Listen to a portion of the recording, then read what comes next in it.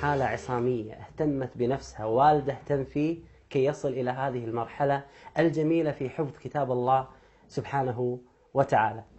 كيف حالك يا شيخ محمد؟ الحمد لله. طيب إن شاء الله. الحمد لله. حبيبي، متى بدأت بحفظ القرآن شيخ محمد؟ بدأت بحفظ القرآن عندما كان عمري 6 سنوات. بدأت بحفظ القرآن؟ بدأت بحفظ القرآن. ما شاء الله. متى انتهيت؟ انتهيت عندما كان عمري 7 سنين ونصف. ما 7 شاء الله. سنوات ونصف. يعني تقريبا في سنة ونصف حفظت في القرآن سنة الكريم. طيب مع من حفظت القرآن؟ كيف حفظت القرآن؟ حفظت القرآن يعني بالسماع من الراديو. نعم. من الراديو حفظت القرآن على صوت الشيخ عبد الرحمن الحذيفي. ما شاء الله.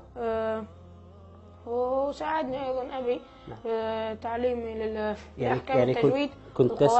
كنت تسمع ثم تعرض حفظك على هو علمني يعني أحكام التجويد ما شاء الله والقواعد ما شاء الله. كم كنت تحفظ تقريبا في اليوم شيخ محمد؟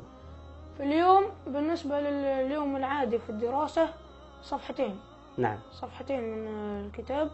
بينما في أوقات العطلة أو في يوم الأحد. نعم. يوم الإجازة الأسبوعية يعني 3 صفحات 4. يوم من الأيام وصلت 6 صفحات. ما شاء الله ما شاء الله تبارك الرحمن ما شاء الله. كم تراجع في اليوم بعد ما في اليوم بالنسبة للأيام العادية جزء أو نعم. جزء ونصف. نعم. وفي أوقات العطلة الصيفية أو ما بين الثلاثيات. نعم. أنا براجع إلى 5 أجزاء. نعم. 4 أجزاء وهكذا. ركزوا معاي شنو قال محمد الأمين الله يحفظه. يحفظ في اليوم وجهين ويراجع جزئين، لو في العطل يراجع 5 أجزاء تبارك الرحمن. هكذا هو تعاهد القرآن يا حافظ القرآن. اقرأ تدبر في خشوع شوقا تفيض به الدموع ينسب سحرا بالضلوع بالنور في كل اتجاه. مع الجدول المزدحم في الدراسة وحفظ القرآن ومراجعة القرآن بشكل يومي، وأيضا الشيخ محمد يحفظ المتون العلمية، لكن ما شاء الله تبارك الرحمن يلعب كرة القدم ويمارس هواياته بشكل طبيعي. أسأل الله سبحانه وتعالى أن يحفظه. شيخ محمد، كل هذا اللي أنت قاعد تقوله الآن، تحفظ متون ما شاء الله، تركز في القراءات، في الحديث، في الفقه، في العقيدة، يعني هذا الشيء ما ياخذ من وقتك؟ يعني أنت الآن صغير سن، بتلعب بتطلع عندك هوايات، ما ياخذ من وقتك هذا الشيء؟ لا، ما نحرم من اللعب. إذا حفظنا القرآن ما نحرم من اللعب. كيف؟ يعني في وقت مخصص للقرآن. نعم. ولحفظه والمتون وكذا، وفي وقت آخر للعب وممارسة الهواية. قرآننا نور مبين للعابدين مدى السنين، نور على نور لنا درب السعادة كل حين، منه شفاء للصدور برهانه بين السطور، وشفيعنا يوم النشور جاء على الوحي الأمين. خلصنا من السهل والأسئلة السهلة في القرآن، الحين نبدأ في الصعب والتحدي. جاهز؟ طلع المصحف بس. أول سؤال: ألم تر أن الله خلق السماوات والأرض بالحق إن يشأ يذهبكم ويأتي بخلق جديد؟ أي سورة؟ سورة سيدنا إبراهيم. نعم صح. الآية رقم 19. ما شاء الله تبارك الرحمن. آية رقم 19.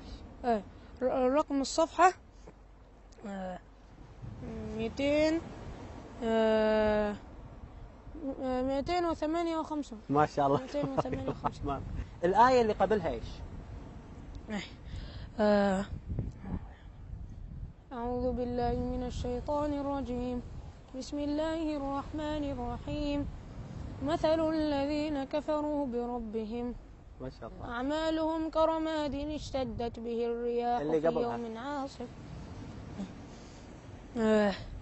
يتجرعه ولا يكاد يسيغه ويأتيه ما شاء الله الموت. سألته في السؤال يجاوب الآيات اللي قبلها. لو أسأله يعني طيب يتجرعه ولا يكاد يسيغه ويأتيه الموت من كل مكان، أي سطر؟ سطر رقم 11. نعد 1 2 3 4 5 6 7 8 9 10 11. نعم ما شاء الله في السطر 11.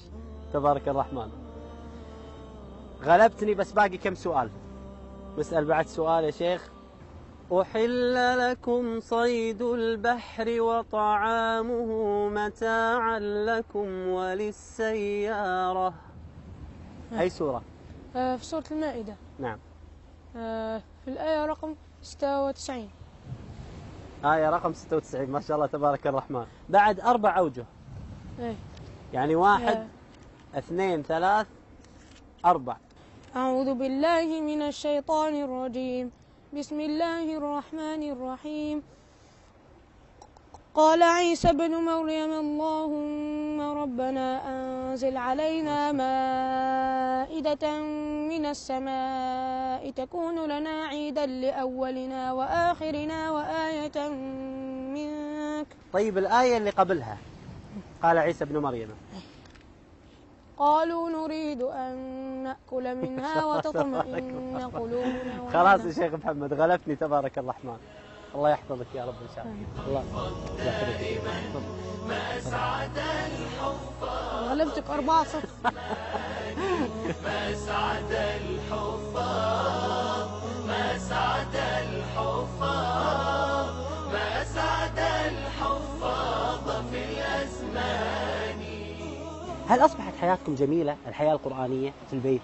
أكيد. هل شعرت ببركة القرآن في بيتكم؟ الحمد لله رب العالمين. هو البيت الذي لا يدخله القرآن كالبيت الخرب. الله. وإحنا بيتنا متنور بالقرآن، وإحنا سعداء جدا وشرفنا جدا أن نكون من أهل القرآن. إن شاء الله ربي يكرمنا من أهل القرآن.